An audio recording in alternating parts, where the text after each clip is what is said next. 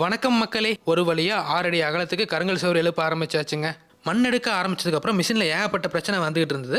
கெடா வெட்டி முடிச்சதுக்கப்புறம் எந்த ஒரு பிரச்சனையுமே இல்லாமல் 10 நாள் தொடர்ச்சியாக மண் எடுத்தாங்க. கிணத்தோட தென்புறம் மண் ஓரளவுக்கு எடுத்ததுக்கப்புறம் இன்னும் எத்தனை அடி ஆழத்தில் வந்து பாறை செட் இருக்குன்னு கடப்பாரை வச்சு செக் பண்ணுறப்போ ஒரு 5லிருந்து 6 அடி ஆழத்தில் வந்து இன்னுமே மண் எடுக்கிற மாதிரி இருந்தது. நம்ம கிணத்தோட பங்குதாரர் ஒருத்தர் மண் எடுத்த வரையும் போதும், அப்படியே 6 அடி அகலத்துக்கு வந்து கருங்கலை போட்டு செவுரு எழுப்ப ஆரம்பிச்சிருங்கன்னு சொல்லிட்டாரு. மேஸ்திரிக்கு அவருக்கும் வந்து வாக்குவாதமே வந்தது. 6 அடி அகலத்துக்கு வந்து கருங்கல் செவுரு வைக்கிறோம், அதையும் மீறியே உடஞ்சிட போகுதுன்னு 2 பேருக்கு வாக்குவாதம் வந்து கடைசியில் வந்து பார்த்துட்டிங்கன்னா அவர் சொல்லதா நடந்துச்சு.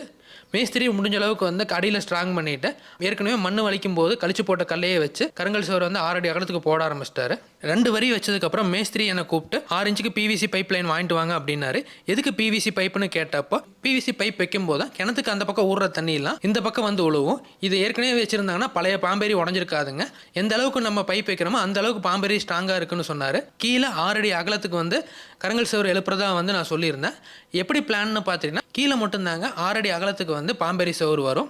மேலே வர வர அதோட அகலத்தை குறைச்சிக்கிட்டே போயிட்டே இருப்போம். அதாவது 5, 4 கடைசியில் வந்து முடிகிறப்போ வந்து 1.5 அடி அகலத்துக்கு வந்து இந்த பாம்பேரி சுவர் வரும். பழைய பாம்பேரியில் உடஞ்சி போன கல்லை வச்சு நம்ம கீழே அஸ்திவாரம் போட்டு ஈஸியாக வந்து ஆட்களும் வந்து கல்லை எடுத்துகிட்டு வந்து பாம்பேரி வந்து அகலமாக வைக்க ஆரம்பிச்சிட்டாங்க. அது தீர்ந்ததுக்கப்புறம் மிகப்பெரிய சவாலே வந்து பார்த்தீங்கன்னா, வெளியிலேருந்து கருங்கல் வாங்கிட்டு வந்து கிணத்துக்குள்ளே கொண்டு வந்து அதை வச்சு நம்ம கட்ட ஆரம்பிக்கணும். அதை எப்படி பண்ணுனாங்கன்னா அடுத்த வீடியோவில் பார்க்கலாம்.